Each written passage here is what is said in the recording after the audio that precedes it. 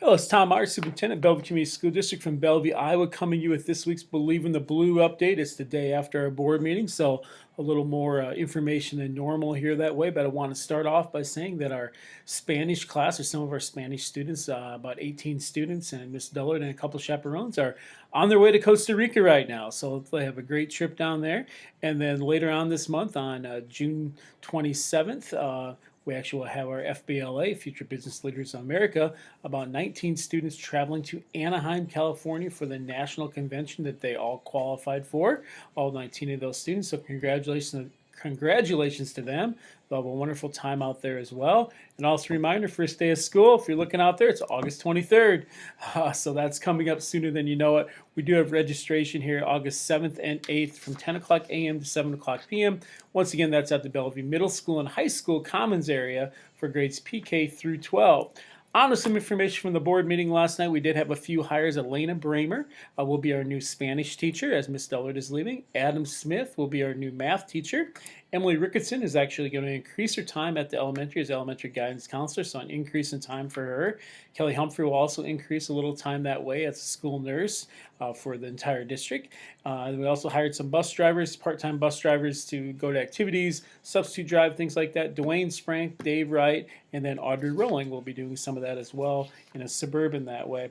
Common curriculum information, I will share some of that information online, but we reviewed Iowa testing scores, ACT scores, FAST scores for early literacy, and just a whole bunch of other things like that, connect everything together.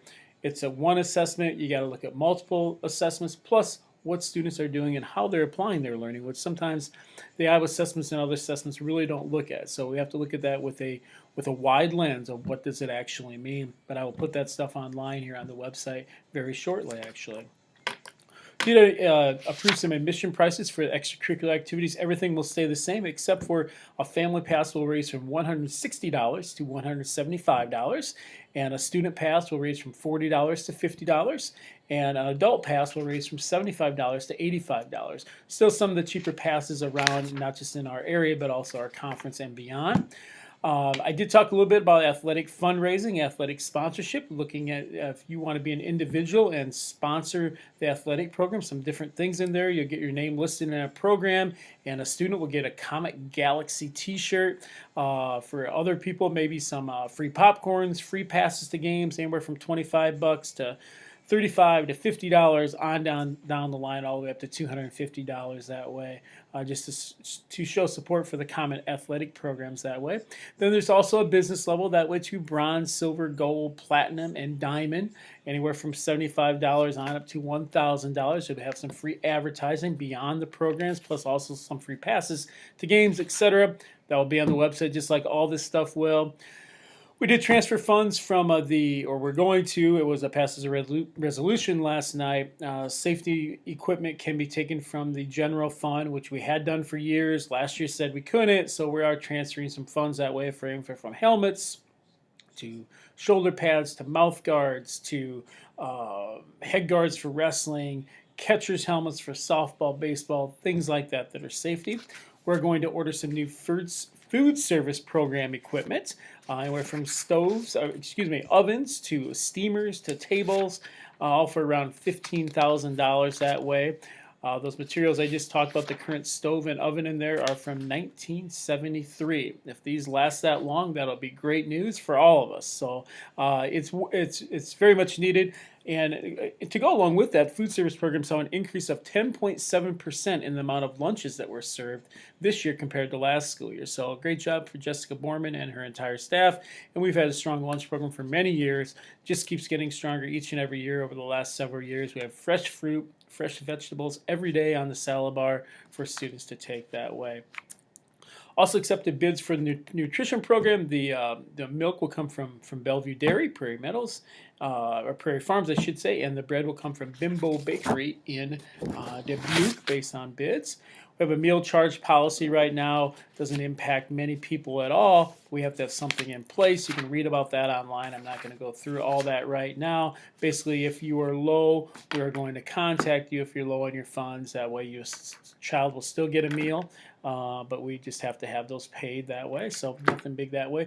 We have a lot of board policies to go over. I'm not going to go over all of them right now. A lot of those deal with the elimination of collective bargaining in most cases for schools that way and getting that out of contracts. We still do have a master contract for not just this upcoming school year, the 17-18 year, but also the 18-19 school year, based on settling before the collective bargaining was eliminated from Iowa Code. Approve the one-to-one computer handbook, which is very similar to previous years. Comment finance information. I just shared that our district is really not going to overspend the way it looks right now. If we do, it's going to be very little. We have a safe, steady, unspent balance that way, or spending authority, which is very good for us. Really, as the experts would say, the money you get each year is the money you should spend. Well, you also want to save some money for future years when things don't go well. We have a good amount of money in savings right now. And this year looks like we're going to spend about the money that we received initially at the start of the year. So a positive in that way. The board approved me or someone to approve or to apply for Title I funds for reading this upcoming school year, and we have a student teaching agreement with the University of Northern Iowa. The board also spent some time reading a segment of the book Unthink, which I've shared with other people before. That's this book here by Eric Wall. I do have an extra copy if anyone is interested. It talks about creativity and moving beyond the traditional thinking that way, not just in education, but in life in general. The board discussed that. Also, some information items. Graduate intentions. 95.7% of our graduates from the 2017 graduating class are planning on going on to some kind of post-secondary training. 19% to a four-year private college, 22% to a four-year public college, 55% to a community college, military, or a specialized training program, and then 4% are seeking employment right after high school. So that number, 95.7, is one of the highest numbers we've had in my memory in the district in the last 13 years. Legislative updates for education. There's all kinds of them. I'm just going to hit a few of them here for you. Some wins, as the Iowa School Board Association would say. We did know early in the year what percent of money we were going to get increase. That was 1.11%, which isn't anything to be too pleased about, but it's better than zero, and we knew early. We also, state PK through 12 education was not among the major cuts that were happening. Other areas of education had a lot of cuts happening that way. We did gain some flexibility in our spending for preschool money, at-risk money, which is good. School board elections will be, after this year's election, 2017, in September, they will move in the future to November, starting in the year 2019. There's a lot of elimination of funding at AAAs, English language literacy grants, administrator mentoring, coaching support, COMSI-based education, mentoring and induction. A lot of things got cut. Third grade retention bill was removed. We still do a lot of training for our third graders, more preparation, more remediation, more education, whatever you want to call it, for our K through 3 students specifically during summer school, which we have 54 students in right now, optional. We believe that's a very strong program, and we recommend it for some students, and it really has done well in the last several years that way. Facilities updates that way. We actually have a facilities subcommittee meeting talking about a survey coming up tomorrow. We just completed the middle, and that survey will deal with getting a survey out to the community on the perceptions of our facilities right now.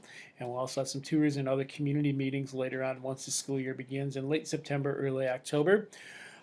We just completed the middle school roof, about $90,000. That was approved back in January or somewhere around that time. The ICN room is no more. We still have the room there. ICN equipment is out of it. New carpet, new edge board, new windows in it, or windows in it. Never had windows before. Music room is mainly complete, just waiting on a couple storage areas. New carpeting, new lights. New windows in that, or windows in general. Did not have any before. Get some air ventilating through there. So new ceiling tile. Really looks a lot different. Made some extra room by knocking out some other non-support walls. Collaboration room is going to be getting carpeting soon. That's about 15 years old, that carpeting in there. Cole Park is just looking great with the improvements that we've been involved in, along with other entities in the community that way. We're going to do some work in the walls in the main gym. There's some fading in there. Just want to get that looking better. And then the West Multipurpose Gym, we're going to be doing some work on the floor in there as well. Summer school, like I said, there's 54 students in that. We have a preschool opening half-time that we're advertising. Also had a superintendent evaluation the board did last night of myself, After the evaluation, the board offered me another contract at a 2.19% increase, which is the same as all other employees, which I've been an advocate for, that we need to treat all employees the same in that regard with raises. Next meeting is Monday, July 10th, which will be coming up sooner than later that way. And let me get my computer back going here. Sorry about that.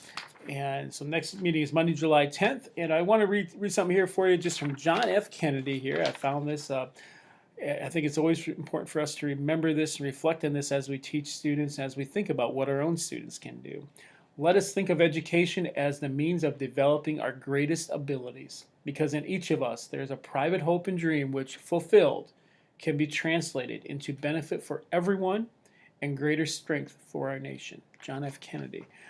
So just want to share that with all of you. It's warm out there today. Hope you have a great day. Check out the summer baseball, softball schedules that way, from junior high to JV to high to varsity to on down the line. They're all happening that way. Check the website under events, and you will see, or activities, and you will see the schedule for everything going on. Most of our home games are at Cole Park. Junior high games are mainly at Bellevue Middle School, high school fields that way. But have a great day, everyone.